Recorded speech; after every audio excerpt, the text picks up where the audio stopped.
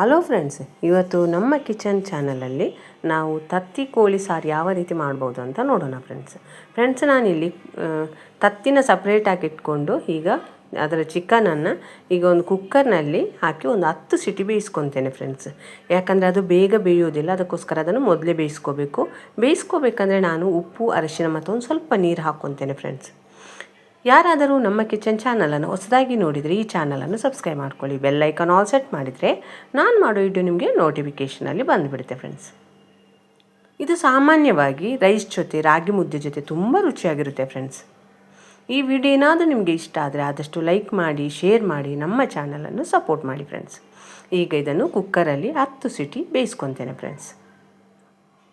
ಈಗ ಇದಕ್ಕೆ ಬೇಕಾಗಿರೋ ಒಂದು ಮಸಾಲ ರೆಡಿ ಮಾಡ್ಕೊಳ್ಳೋಣ ಫ್ರೆಂಡ್ಸ್. ನಾನು ಮೊದಲಿಗೆ ಒಂದು ಪಾತ್ರೆಗೆ 2 ಚಮಚ ಎಣ್ಣೆ ಹಾಕ್ಕೊಂಡಿದ್ದೇನೆ. ಅದಕ್ಕೆ ಒಂದು ಚಕ್ಕೆ, ಒಂದು 3-4 ಲವಂಗ, 2 ಏಲಕ್ಕಿ, ಅರ್ಧ ಚಮಚ ಬಡೆಸೊಪ್ಪು ಮತ್ತೊಂದು ಸ್ವಲ್ಪ ಕಸೂರಿ ಮೇಥಿನೂ ಹಾಕ್ಕೊಂಡಿದ್ದೇನೆ. ಮತ್ತು 2 ಏಲಕ್ಕಿನೂ ಹಾಕ್ಕೊಂಡು ಒಂದು ಸ್ಟಾರು ಇದನ್ನೆಲ್ಲ ಹಾಕ್ಕೊಂಡು ಒಂದು ಸ್ವಲ್ಪ ಫ್ರೈ ಮಾಡ್ಕೋಬೇಕು. ಈಗ ಇದರ ಒಂದು ಸ್ವಲ್ಪ ಫ್ರೈ ಆದಮೇಲೆ ಫ್ರೆಂಡ್ಸ್ ನಾನು ಒಂದು ಈರುಳ್ಳಿ ತೊಗೊಂಡಿದ್ದೇನೆ, ಅದನ್ನು ಕೂಡ ಕಟ್ ಮಾಡಿ ಇದರ ಜೊತೆ ಫ್ರೈ ಮಾಡ್ಕೊತೇನೆ. ನಿಮಗೇನಾದರೂ ನಮ್ಮ ಕಿಚನ್ ಚಾನಲಲ್ಲಿ ಬರೋ ವಿಡಿಯೋ ಇಷ್ಟ ಆದರೆ ಆದಷ್ಟು ಲೈಕ್ ಮಾಡಿ, ಶೇರ್ ಮಾಡಿ, ನಮ್ಮ ಚಾನಲನ್ನು ಸಪೋರ್ಟ್ ಮಾಡಿ ಫ್ರೆಂಡ್ಸ್. ಈಗ ಈರುಳ್ಳಿನೂ ಒಂದು ಸಲ ಎಣ್ಣೆಯಲ್ಲಿ ಫ್ರೈ ಮಾಡ್ಕೊಳ್ಳೋಣ ಫ್ರೆಂಡ್ಸ್. ಜೊತೆಗೇ ನಾನು ಇದು ಫ್ರೈ ಮಾಡ್ಕೊತ ಇರುವಾಗಲೇ ಒಂದು ಅರ್ಧ ಚಮಚದಷ್ಟು ಬೆಳ್ಳುಳ್ಳಿ ಶುಂಠಿ ಪೇಸ್ಟನ್ನು ಕೂಡ ಇಲ್ಲಿ ಹಾಕ್ಕೊತೇನೆ.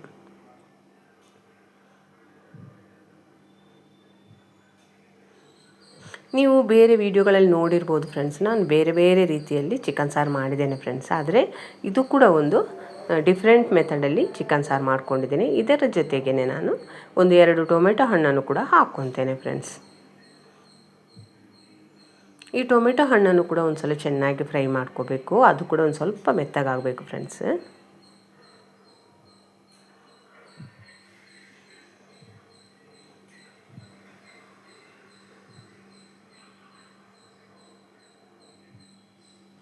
ಈಗ ಬೆಳ್ಳುಳ್ಳಿ ಶುಂಠಿ ಪೇಸ್ಟ್ ಇರ್ಬೋದು, ಈರುಳ್ಳಿ, ಟೊಮೆಟೊ ಎಲ್ಲವೂ ಚೆನ್ನಾಗಿ ಮೆತ್ತಗಾಗೋವರೆಗೆ ಫ್ರೈ ಮಾಡ್ಕೊಳ್ಳೋಣ.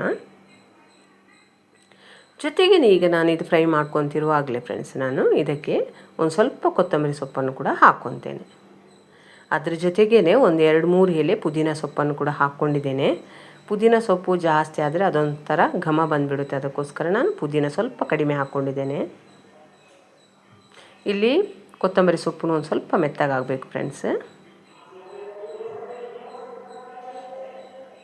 ನೀವು ಬೇರೆ ವಿಡಿಯೋಗಳಲ್ಲಿ ನೋಡಿರ್ಬೋದು ಫ್ರೆಂಡ್ಸ್, ಸಾಮಾನ್ಯವಾಗಿ ನಾನು ಬ್ಯಾಡಗಿ ಮೆಣಸಿನ್ಕಾಯಿನ ಹುರಿದು ಅಡುಗೆ ಮಾಡೋದು, ಆದರೆ ಇದರಲ್ಲಿ ಮಾತ್ರ ಇದಕ್ಕೆ ನಾನು ಖಾರ ಪುಡಿನ ಹಾಕ್ಕೊತಿದ್ದೇನೆ. ಒಂದು 5-6 ಟೇಬಲ್ ಸ್ಪೂನಷ್ಟು ಖಾರ ಪುಡಿ ಹಾಕ್ಕೊತೇನೆ ಫ್ರೆಂಡ್ಸ್. ಖಾರ ಪುಡಿ ಹಾಕ್ಕೋಬೇಕಂದ್ರೆ ಫ್ರೆಂಡ್ಸ್ ನೀವು ಇದರಲ್ಲಿ ಗ್ಯಾಸನ್ನು ಆಫ್ ಮಾಡ್ಕೋಬೇಕು ಫ್ರೆಂಡ್ಸ್.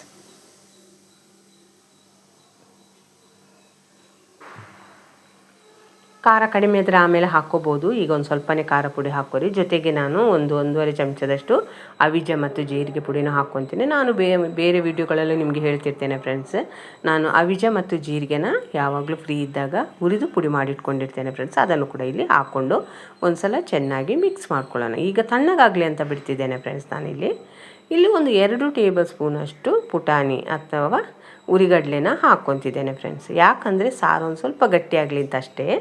ಮತ್ತೊಂದು ಅರ್ಧ ಹೋಳು ತೆಂಗಿನಕಾಯಿನೂ ಹಾಕ್ಕೊಂಡು ಇದನ್ನೊಂಥ ಸಪ್ರೇಟಾಗಿ ರುಬ್ಕೋಬೇಕು ಫ್ರೆಂಡ್ಸ್. ಅದೇ ರೀತಿ ನಾನು ಹುರಿದಿರುವಂಥ ಬ್ಯಾಡಗಿ ಇದು ಖಾರ ಪುಡಿ ಇರ್ಬೋದು, ಕೊತ್ತಂಬರಿ ಸೊಪ್ಪು, ಈರುಳ್ಳಿ ಅದನ್ನು ಕೂಡ ಸಪ್ರೇಟಾಗಿ ನಾವು ಈಗ ರುಬ್ಕೋಬೇಕು ಫ್ರೆಂಡ್ಸ್.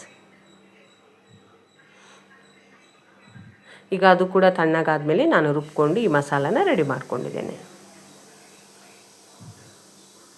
ಈಗ ಇಲ್ಲೊಂದು ಪಾತ್ರೆ ಇಟ್ಕೊಂಡಿದ್ದೇನೆ ಫ್ರೆಂಡ್ಸ್. ಅದಕ್ಕೊಂದು 2-3 ಟೇಬಲ್ ಸ್ಪೂನ್ ಎಣ್ಣೆ ಹಾಕ್ಕೊಂಡಿದ್ದೇನೆ. ಎಣ್ಣೆ ನಿಮಗೆ ಕಡಿಮೆ ಬೇಕಂದರೆ ಕಡಿಮೆನೇ ಹಾಕ್ಕೋಬೋದು.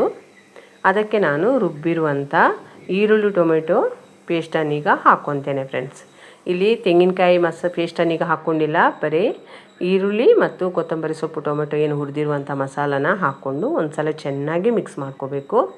ಆದರೆ ಭಾಳ ಹೊತ್ತು ಎಣ್ಣೆಯಲ್ಲಿ ಫ್ರೈ ಮಾಡ್ಕೋಬೇಕಂತ ಏನೂ ಇಲ್ಲ ಫ್ರೆಂಡ್ಸ್. ಯಾಕಂದರೆ ನಾವು ಅದು ಮಸಾಲಾನ ಒಂದು ಸಲ ಹುರಿದಿರುವುದರಿಂದ ಇಲ್ಲಿ ಭಾಳ ಹೊತ್ತೇನು ಮಸಾಲಾನ ಎಣ್ಣೆಯಲ್ಲಿ ಫ್ರೈ ಮಾಡ್ಕೋಬೇಕಂತ ಏನೂ ಇಲ್ಲ.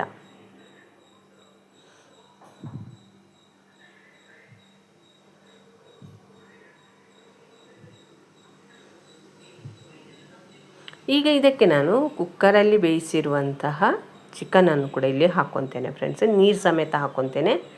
ಜೊತೆಗೇ ನಾನು ಅದರಿಂದ ಸಪ್ರೇಟಾಗಿ ಎತ್ತಿಟ್ಟಿರುವಂಥ ತತ್ತಿನೂ ಕೂಡ ಈ ಸಾರು ಜೊತೆನೇ ಹಾಕ್ಕೊತೇನೆ. ಈ ಸಾರಿಗೆ ಚಿಕನ್ ಹಾಕಿದ ಮೇಲೆ ಫ್ರೆಂಡ್ಸು ಒಂದು 10 ನಿಮಿಷ ಆದರೂ ಚೆನ್ನಾಗಿ ಮುಚ್ಚಳ ಮುಚ್ಚಿ ಬೇಯಿಸ್ಕೋಬೇಕು. ಯಾಕಂದರೆ ಚಿಕನ್ ಸಾರನ್ನ ಚೆನ್ನಾಗಿ ಹೀರ್ಕೋಬೇಕು ಫ್ರೆಂಡ್ಸ್. ಅದಕ್ಕೋಸ್ಕರ ಒಂದು ಸಲ 10 ನಿಮಿಷ ಇದನ್ನು ಬಿಟ್ಟು ಬಿಡೋಣ. ಮುಚ್ಚಳ ಮುಚ್ಚಬೇಕಂದ್ರೆ ಬೇಯಿಸ್ಕೋಬೋದು ಫ್ರೆಂಡ್ಸ್.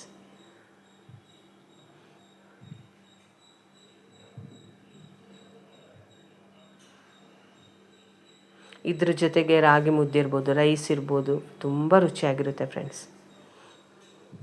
ಈಗ 10 ನಿಮಿಷ ಆಯಿತು ಫ್ರೆಂಡ್ಸ್. ನಾನು ಮುಚ್ಚಳ ಮುಚ್ಚಿ ಅದನ್ನು ಕುದಿಸೋಕ್ಕೆ ಅಂತ ಈಗ ಮುಚ್ಚಳ ತೆಗೆದು ತೋರಿಸಿದ್ದೇನೆ ಗ್ರೇವಿ ಯಾವ ರೀತಿ ರೆಡಿಯಾಗಿದೆ ಅಂತ ಫ್ರೆಂಡ್ಸ್. ಇಲ್ಲಿ ಉಪ್ಪು ಖಾರ ಏನೇ ಕಡಿಮೆ ಆಗಿದ್ರು ಈಗ ನೀವು ಸೇರಿಸ್ಕೋಬೋದು ಫ್ರೆಂಡ್ಸ್.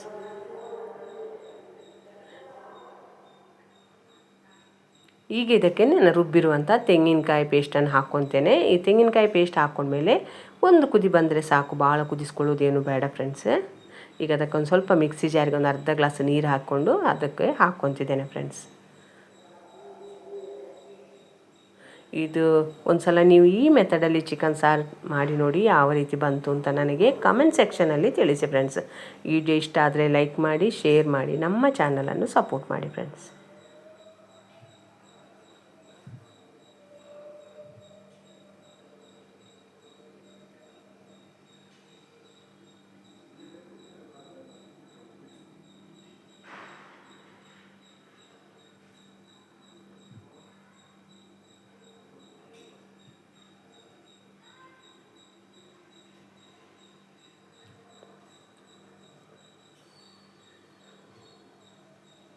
ಈ ವಿಡಿಯೋನ ನೀವು ನೋಡಿದ್ದಕ್ಕೆ ನಿಮಗೆ ತುಂಬ ಧನ್ಯವಾದಗಳು ಫ್ರೆಂಡ್ಸ್.